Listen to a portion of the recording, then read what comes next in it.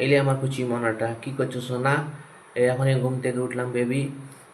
আর কি বলবো, তোমার আজ দিনটা কেমন কাটলো? জব টব ঠিক চলছে তো সোনা? এখানে তো এখন বৃষ্টি পড়েনি। আর কি বলবো, এবার আমি একটু করে ঠাকুর নাম করবো আর কি, স্নান করবো এবার বাবা। তারপর সোনা আমার বেবিটা, আমার কুচিমাটা কি করে?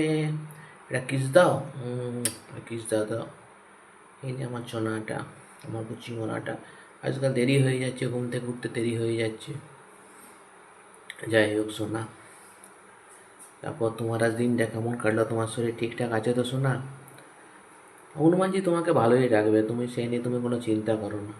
তুমি তো আনন্দেই আছো সোনা, হনুমানজি তোমাকে ভালোই রাখবে।